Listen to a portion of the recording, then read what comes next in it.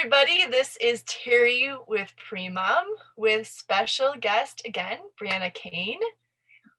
And Hi. hello, everybody. And today she is going to be talking about optimizing male fertility. And I'm really excited about today because some of you said, hey, we want to do this when we're not working. We work during the day. Let's do an evening one. So let's see how this goes. I'm hoping we get a good turnout today and you can ask a lot of your questions live. And you already asked a lot of fantastic questions. So I don't know how much time we're going to have for these live questions, but we're going to try to squeeze them in. So go ahead and start asking those questions as soon as you like. And also, I just want to mention before I forget that Brianna is right in your app. So if you'd like to personally meet with Brianna, you can do that right from Premom. If you go into more and schedule a consultation, you can find Brianna there to talk about your fertility needs. And Brianna, I know we've had you on with us a couple times, but why don't you just briefly introduce yourself, talk a little bit about your background. Okay, yeah. Hi everyone. My name is Brianna. I have been in the fertility world for quite a few years now. My background is in fertility. I started out as a nurse in labor and delivery, but pretty quickly went into fertility and knew that was my passion. So I've been doing that for a while and just started with Premom recently though. And so that's been a lot of fun. But this topic is really exciting for me because, it's a major topic that seems to kind of be glossed over a lot of times because, we focus on the female portion, but a lot of times, that's only half of the situation. So I'm really excited to get into this topic and help kind of people, get accustomed to thinking about that side of things as well. Because as women, we focus so hard on the female side. And like I said, that's only one part of the equation. I myself went through fertility as well. I struggled with infertility for 7 years before I had my son. He's 2. And so I've actually done everything. I tried to achieve pregnancy on my own for about 4 years, with tracking my cycles and that kind of thing. And then I did seek fertility treatments with the team that I worked with, and did just Clomid cycles with timed intercourse, and then moved to IUIs and eventually got pregnant with IVF. So this is a personal topic for me as well, because that was a factor in our fertility journey. So like I said, I'm really excited, and I hope I'm so glad we've got so many awesome questions to get us started. Yes, and Brianna's been a couple times already, so make sure you check out her other videos. And she also has a blog because we've transferred one of her videos to a blog, and she's writing blogs for us, so she's everywhere. We love having her. So let's jump into those questions and that male side of fertility that you're talking about being so important. Yeah, absolutely. So some of these questions are a little bit more specific, but I've kind of tried to tweak them so that they really touch on a lot of different factors. So if you're thinking at any point in time this doesn't apply to me, kind of hang on, because there's a lot of good just general information for everyone. Okay. So the first question was, somebody asked, what does high round cell count mean? Also, what about agglutination and aggregation? And is IUI and IVF the only answer? So this person is actually talking about specific things that are seen when a semen analysis is done. Okay, so this person, their partner has had a semen analysis done, and they've gotten the results back, and they are showing high round cell count, agglutination, and aggregation. So all that means is that they've witnessed issues under a microscope. So when a semen analysis is done, they put a slide of the sample under a microscope, and these trained professionals look at the sperm and see how they appear. And so high round cell count, it can be caused by Things like infection, inflammation. So if you've had an infection recently or dealing with inflammation, autoimmune disorders, and even like alcohol, marijuana use can cause these kinds of things to be seen. And basically, it just means that these sperm are not healthy when they see that. Okay.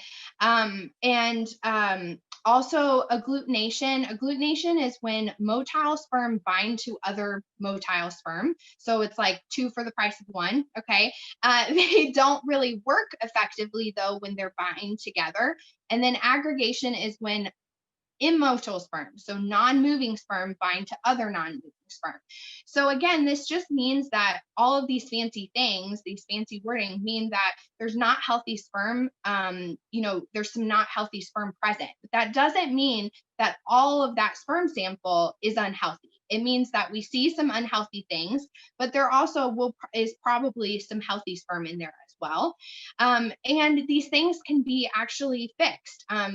Sometimes they're treated with antibiotics, sometimes with NSAIDs, sometimes with vitamins, just like vitamin E, vitamin C, and CoQ10 that are all over the counter vitamins that you can get. So the answer is most definitely no, you do not have to do IUI and IVF when you see these kinds of things. Again, it's important to know that when a semen analysis is done, this is just one sample that's taken. So it doesn't reflect necessarily how the sperm is going to look 2 months from now or a year from now. So it's just one specific sample, and a lot of things can cause some changes to it. So is definitely some treatment. I would definitely recommend that if you've had a semen analysis done and these kinds of things have been seen, don't lose hope, don't get discouraged. It does mean that there is still a possibility to achieve pregnancy on your own, but you may just need some simple treatments to help get that kind of out of the way so that there's more healthy sperm present. So that's the first question. The second one, this is more general. So, does intense daily exercise and pre-workout lower the sperm count? So it is possible. Some studies suggest that intense exercise can affect the concentration, or that's just a fancy way of saying the amount of healthy sperm present, as it indirectly can lower the amount of testosterone. So it's important, intense exercise, we want healthy, to be healthy and to be active, but intense, strenuous, all the time, constantly, 2 to 3 times a day, that kind of thing can actually lower the concentration of sperm. Also, pre-workout, I can't speak for all pre-workouts, but they're not usually really regulated. So there can be some hidden ingredients in there that could have some effects on your sperm count and that kind of thing.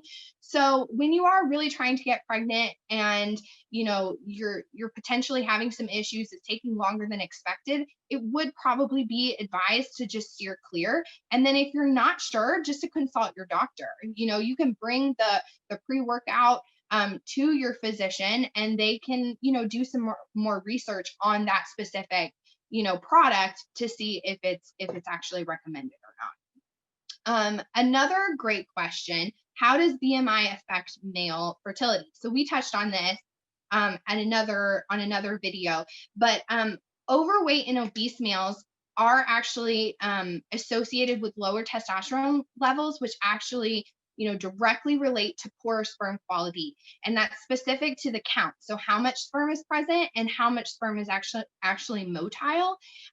So it is important to be healthy. So we just talked about extreme exercise, but again, we want you to be healthy. So regular exercises is good for those testosterone levels, and having a healthy weight is really good for the level. So it does have a big effect on that. It's not just, we know that obesity in women has a huge correlation. We've done lots and lots of, videos and discussed that a lot. Has a huge correlation on your fertility, but also for male patients as well. It has just as equally as a big importance to it, related to the sperm count and motility. Okay, so the next one, are over-the-counter testosterone boosters really that helpful. And this patient is not talking about testosterone replacement though. So it's important. I'm glad that she said that, because that those are two completely different things. So these are things that you can take to kind of boost your testosterone kind of indirectly. It's important though, most people, most professionals, medical professionals will say no. And it is possible that they are helpful. The bigger issue is that they're not FDA regulated, like we talked about with some of the pre-workout. And so because of that, when they're not regulated, that means that sometimes there's ingredients in there that they actually don't put on the bottle because they're not regulated. So there's some things that are hidden in there that we don't know. We don't know what's in there. So we can't tell you for sure if they're actually helpful or harmful. So really, it's best to just kind of steer clear. And we'll talk about some other kind of natural ways with some other questions of how to help, just with the production of sperm and motility of sperm and that kind of thing. The next question, and then we'll pause. I think we do have another question. I'm not sure if it's on topic though.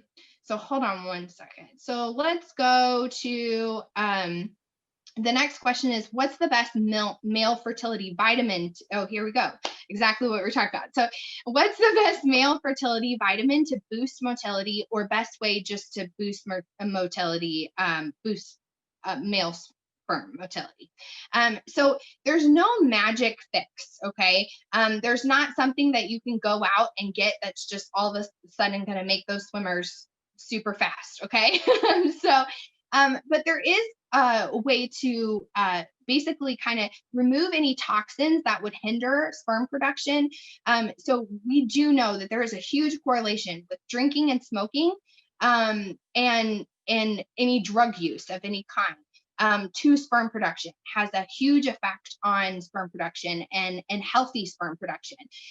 So not drinking and smoking while you're trying to achieve pregnancy, and then also touching on this again, regular exercise, having a healthy weight.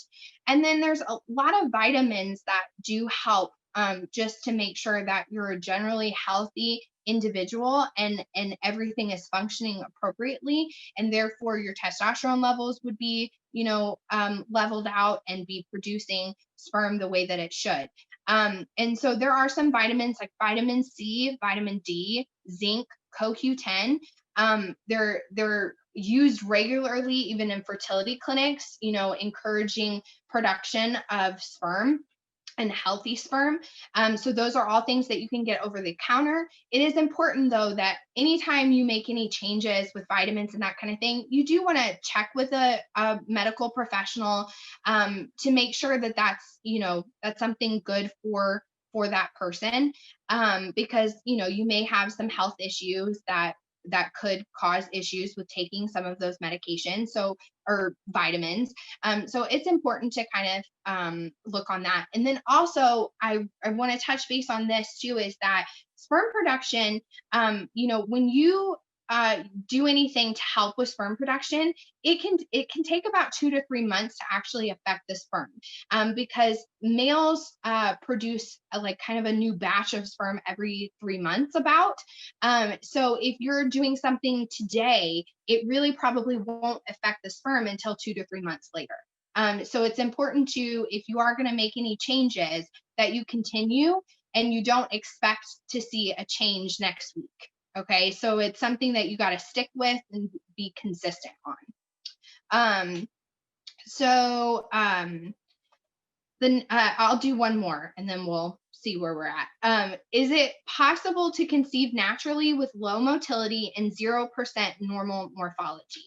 So for people who don't know what morphology is, it just means, again, when you have a semen analysis, you're looking to see if there are normal sperm. And so a morphology just means, are we seeing normal looking sperm? Okay. And then motility is how well they're moving to get where they need to go. And so this person is asking, is it possible to conceive naturally with low motility and 0% normal morphology? Yes, 100% yes. It's not normal that you have 0 sperm that look normal. Okay. But again, that's just a blip. That's one sample. And, he could have given a sample hours later and it would have been completely different. So it's important to know that that doesn't mean that all of his sperm is not normal. It just means that that sample wasn't. I would recommend going and seeking further guidance on that, because there may be some simple things that you can do to kind of help with sperm production and sperm motility and that kind of thing. But it definitely 100% does not mean that you can't get pregnant on your own. It's still very possible. So do you want to break for a second? Yeah. Just want to mention that our topic today is optimizing male fertility. So make sure our questions are focused on that. And if we're not answering your question, look to our previous videos, because we have done a ton of awesome videos now. They're all on our YouTube channel, as well as they're being posted to units. It does look like we have a hot tubs question, which I know we also got in advance, if you want to address that one now. Yeah, absolutely. Absolutely. So I'm glad somebody asked this question, because I was actually surprised, like I told you, Terry, that nobody asked me about tight shorts or tight boxers or briefs, because that is a common discussion. So hot tubs can actually affect your sperm count, and it can actually kill sperm because hot temperatures. So it's not necessarily just hot tubs. It's when there's hot temperatures in the testicles. So that can actually affect it. With a hot tub, though, it's actually temporary. So once the testicles get back to a normal temperature, then those effects don't continue on. But it could have, killed sperm in that ejaculate. So it's temporary. So like I said, it doesn't mean that you have to avoid it altogether. But if you're, planning a romantic night and hoping to get pregnant on that night, you might not want to jump in the hot tub that night. Okay. But otherwise, it's perfectly okay. Over a long periods of time, though, like if you were using really tight compressed underwear, males were to use like really tight underwear, what happens is it keeps the testicles a little bit hotter than they're supposed to be. And I know we're getting really specific on this, but there's a reason why they hang lower than the body, because it's to keep them cooler. And so when you kind of draw them up and you keep them really tight up against the body, it increases the temperature, allows them, to stay hotter than they really should be, and therefore can lower sperm count and can kill the sperm because of those hot temperatures. So long term, that could potentially be an issue, unlike the hot tub where it's, this is somebody's wearing these shorts every day of their life, for long periods of time. It could actually cause an issue. So it's better to wear something like boxers that's a little bit more breezy and, allows the circulation to move around there. So yeah. I have a question too, just I'm hearing you talk. You've Sure. talked about how the focus is all about female fertility a lot of the time. And of course, this group is all women. But what do you think needs to happen as far as bringing this conversation more to males and getting males more involved? I mean, we can share videos like these, but just I was wondering your thoughts on this.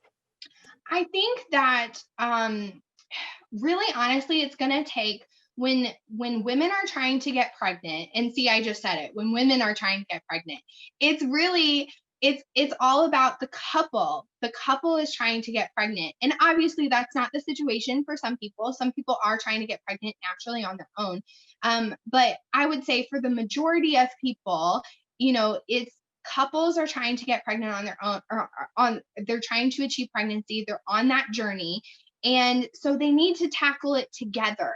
And that is not the case. I feel like it's a very it wasn't even that way in my life, and I had a very supportive partner who was more than willing to do anything and everything and be 100% there for me, but I didn't allow him to be, because I just thought that it was my thing that I had to do. So yeah, I think from the get-go, having conversation, being open, and trying to do this together as a team And so if there's any males out there too, if you're watching this, be there for your partner. Hopefully they let you be there for you. Um, but kind of sometimes that means you got to insert yourself in the situation. Because I really do think that it seems for the most part like a one-sided thing. And part of the time it's just because it could be because the male partner doesn't feel like it's really his place or it's his interest. And then the other time it's that, the woman feels like I can tackle this. I got this. I'm the person that is super organized and on top of everything, and I'm going to get this taken care of. And so I see that a lot. So I think it's just really from the beginning, tackling it as a couple, open communication, communicating about anything and everything, even if it drives the other partner nuts. I think will be really helpful in understanding that, there's things that the woman obviously has to do to prepare her body for pregnancy. And therefore, there's a lot of things that the male partner can do to prepare himself to conceive, for conception. And I think that it will, really enrich your relationship and enrich the process. And then the reward will be even more, amazing because you both worked at it together and you both did your part and both, tried really hard to do things, to get it done. So that's where I think it is just communication, allowing your partner to help you and allowing your partner to do his part, really. Fantastic.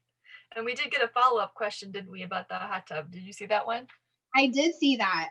So it says if we use she said, just to clarify, if we use the hot tub, but it's not during my fertile week, it's not going to hurt our chances. Correct. So I could imagine, I could see that like if you used it like a ton every single day all the time, that maybe over time it could have an issue. But really, if you don't have any sperm issues in general that you know of, it shouldn't really be a huge factor. Great. Great. So let's answer some more of those earlier questions. Okay, perfect. Okay, so this person, let me make sure. Okay, so with this person is saying, with sperm shape abnormalities, is it best to have sex with a pillow, using a pillow? Also, what food is best for male fertility? And I'm thinking that they're meaning, because this is very common, like to tilt themselves after intercourse using a pillow to kind of help with the movement of the sperm. That's what I'm assuming they're talking about. So no, it really doesn't actually. It can be helpful to, really the biggest thing is just once ejaculation has happened, not to just get up right away. It does not mean that you have to sit there for 30 minutes or an hour, but sperm travels really quickly. So within just a few seconds, really the healthy sperm is where it needs to go. But when there is motility issues, it is helpful to just, because the cervix doesn't actually let all of the sperm in. So it is helpful to just kind of lay flat. You don't have to tilt, you don't have to prop yourself up on a pillow or anything like that. To lay flat for just a couple minutes, like 5 minutes maybe, before jumping up. And then it said also what food is best for male fertility. So there's no foods. I mean, those vitamins like we talked about, so vitamin C, vitamin D, zinc, that kind of thing. So those kinds of things that you can get in your diet, of course.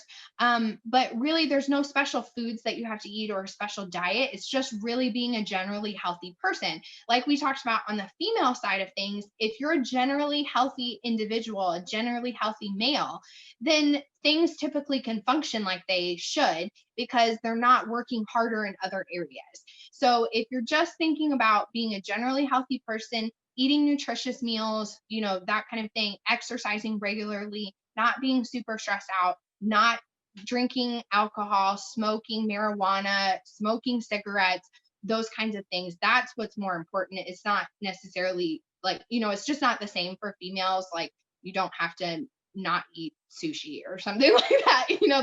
There's nothing like that for the males. Unfortunately, they do get a little bit of an easier job than us women. So the next thing is daily intercourse every day.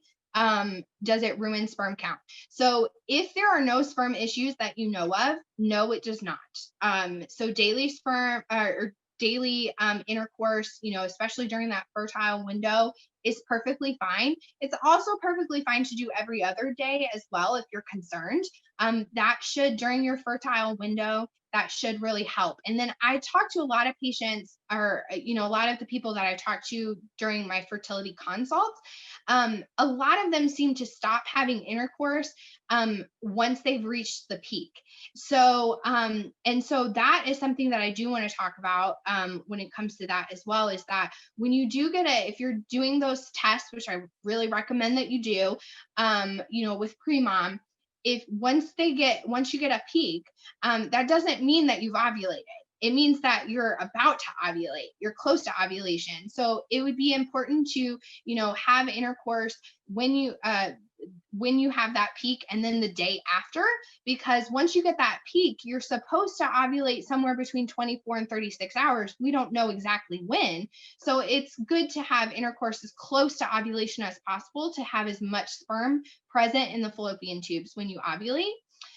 So that's important. But like I said, in relation to this question, having intercourse every day to every other day during the fertile window is perfectly acceptable. And, in a healthy patient, in a healthy couple, that should be adequate to achieve pregnancy.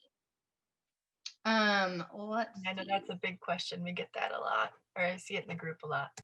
Yeah, absolutely. Absolutely. And people don't seem to, know that. And like I said, I've had several consults now, and every time I look at their charts, I notice that they have intercourse like during the first part of their fertile window, and then they stop once they get a positive. And that's when they really should be having intercourse, is then, because the sperm is another important thing to talk about. And nobody asked this specifically, but sperm can live inside of the fallopian tubes for up to 3 days.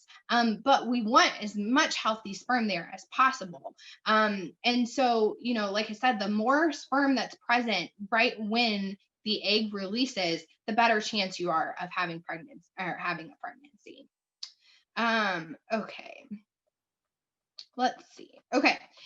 So next question. So many questions. Okay. Does the amount of ejaculate indicate amount of sperm? So this is a great question. This person says, my husband ejaculates moderate to small amounts, but they only do it during the trying to conceive window. So this is an absolute no. So some people have, so in the ejaculate, you have semen and you have sperm. So semen is the fluid that actually helps the sperm get to where it needs to go. Okay. And it works alongside your cervical mucus. So along with your cervical mucus, the semen helps to kind of move the sperm where it needs to go. Okay. It keeps it nice and healthy when it's going through the uterus. Okay. To the fallopian tube. So part of that ejaculate is semen and part of it is sperm. So we don't, everybody is different. Some people have, way larger quantities of semen. But that doesn't correlate to how much sperm they have. And some people have way less semen and they still have sperm. So it's typical to have millions and millions and millions of sperm in an ejaculate. And so just looking at it by the naked eye, like looking at the amount or volume or milliliters that they produce, will not tell you how much sperm they have. I've seen it go so many different ways. I've dealt with a lot of semen analysis, and I've seen 6 milliliters and they barely have, and that's a lot. That's a lot of ejaculate. And then they only have a small amount of sperm present. And then I've seen the other way around where it's a small amount, like just 0.5 milliliters, but they have 15 million sperm, in there. So it's very it's very drastic. So like I said, you definitely don't want to correlate that to, oh, well, there was so much ejaculate, I know that there was so much sperm, or vice versa. There was a very small amount, so there's not a lot of sperm. So I hope that clears that up. Okay. After stopping prescription testosterone, how long does it take the body to produce sperm and for males to be fertile again? So for people who don't know, too much testosterone in the body can actually, so testosterone, let me back that up. Testosterone is needed to produce sperm. Okay. So basically, but on the flip side, if you have too much testosterone, it can actually shut down the production of healthy sperm. So what this person is saying is that their partner has been on prescription testosterone, and so filling in the blank, it's shut down sperm production, and they're wanting to know how long it will take. So at a minimum, it's usually 2 to 3 months, but it really depends on why they were on testosterone, supplementation in the first place. If they don't produce testosterone at all, it can be a little tricky. It can be sometimes even longer.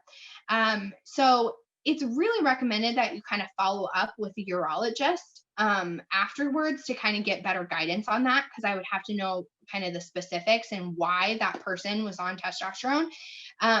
But like I said, too much testosterone can actually shut down the pituitary gland, which is the pituitary gland is what regulates production of sperm. So that's kind of what it sounds like happened in this situation. But like I said, we want testosterone to actually produce sperm. So it's a tricky little teeter-totter we've got going on there. Okay. And just interrupt me anytime. So follow up on the important days around ovulation to have intercourse. yeah, I know you talked about that a little bit. yeah. So it's important to have intercourse. The simple answer is before you ovulate. Okay. So once you ovulate, it's too late. So the sperm has to get to the fallopian tube. And some people don't, it's also important to know that, the sperm, people probably know this, but the sperm and the egg meet inside the fallopian tube, and they actually have to meet at a specific part in the fallopian tube. Otherwise, fertilization cannot happen. So the only way to really make sure that happens is to make sure that there's plenty of sperm there as possible. So anytime during your fertile window, having intercourse is great, because you don't know exactly when ovulation is going to happen. And with the peak, you don't really know that it's the peak until the next day or later that day when you take a follow-up test. So that's why I say that it's important to have intercourse every day to every other day during that fertile window. Okay. Because no matter when you ovulate, then you're covered. That sperm is present in the fallopian tube when ovulation happens. And then once you do know that a peak happened, it's usually earlier that day that it. But you would make sure that you have intercourse that day and the following day. Because like I said, when you get a positive LH or an LH peak, that doesn't mean that you ovulated. It means you're going to ovulate in 24 to 36 hours. We don't know exactly when you're going to ovulate, but we do know that more sperm present when you have actually ovulated will increase your chances. So the simple answer is just keep having intercourse every day to every other day during your ovulatory window, your fertile window, so that whenever ovulation does happen, you're covered.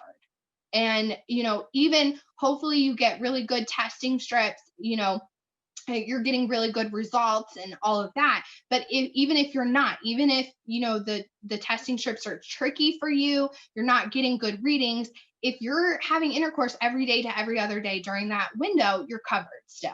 You've given it a really good shot for that cycle. Make sure that when you're testing that you do keep testing enough to be sure that you found your true peak. Because I know sometimes people will test and quit too soon. Yeah, absolutely. And then we did have a live question about, we don't want to talk about specific brands here, but they asked about fertility home tests. Do you have any Yeah. thoughts on that? Yeah. So sperm is really tricky to test in the fact that it needs to stay warm. It needs to be tested very quickly upon ejaculate. And when you get tested, when the sperm gets tested in kind of a normal environment, it's a trained professional. They know specifically what to look for. So I can't vouch for any specific type of test at home, but I would be definitely on guard. And I would think that, it could potentially be a waste of money because there's a lot that can go wrong. I think that it's, a semen analysis, and we're going to talk about this a little bit more down the road, but semen analysis are actually not super expensive to get done. So I think the payoff of knowing that it's done correctly, 100%, is probably your best option. But again, I don't know, I would need to know kind of studies to compare, a semen analysis done in in an actual laboratory environment versus one done at home and see kind of the similarities. And I would bet that there probably isn't a lot of documentation on that. So yeah. Great. I think that's it for the live if you want to continue with the other questions. Okay, perfect. So let me see where I was. Okay.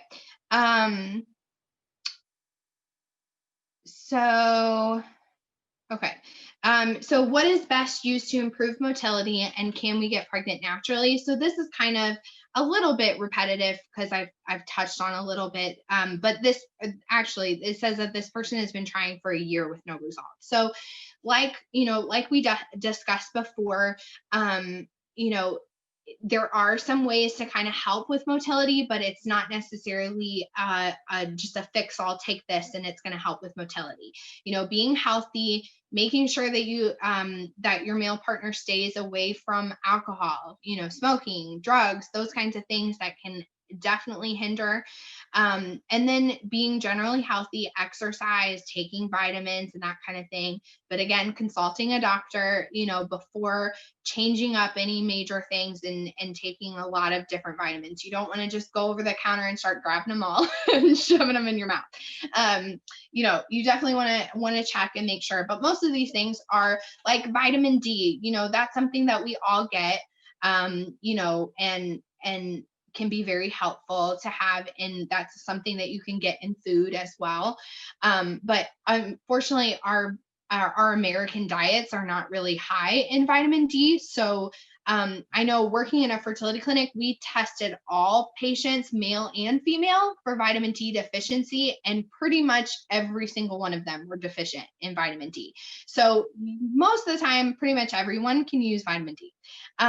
So just some things like that. But if it's been a year, the recommendation is that if you're under 35 and you've been trying for over a year, that would be the time to kind of try to seek some extra help, because it may indicate that there's actually a problem. If you're 35 or older, then it's about 6 months.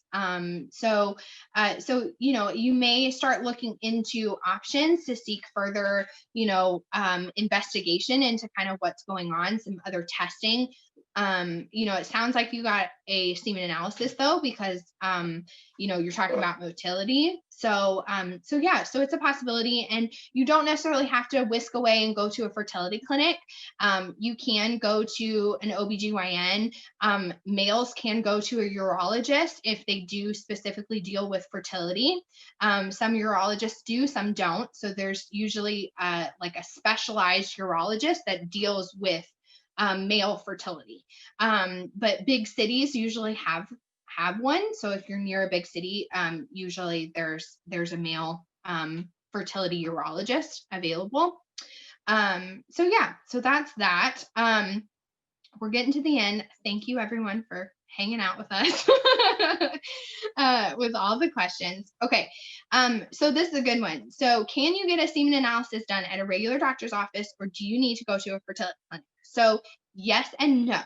Uh, so you you don't have to seek a fertility clinic to get a semen analysis done, but typically, um, so it takes a specialized laboratory and specialized equipment to look at a semen analysis. So general doctors' offices, even OBGYNs, and that kind of thing, don't always have this equipment to do this.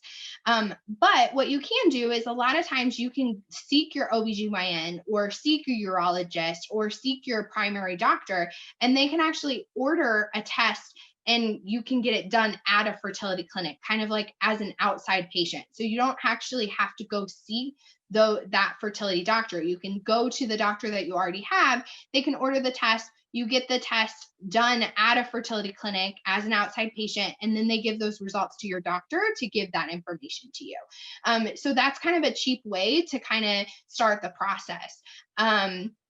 Because semen analysis, again, they're not very expensive out of pocket. Some insurance companies do cover them, but if they don't, they usually range between $100 to $300 for the test. So they're not crazy out there, and it can be a lot of information, a lot of peace of mind, or to know if there is an issue to kind of go forward. So if you are interested in doing a semen analysis, where I would typically start is talk to your OBGYN. They may be, usually they work kind of one-on-one in partnership with some fertility centers in the area and can order a test to that fertility clinic. And like I said, you can go and do that test there. A lot of times you can collect at home and then bring the sample in. If you live far away from a testing site where they have the equipment to do the semen analysis, you may have to actually do the collection in-house, because like I said, it's very specific to temperature and how soon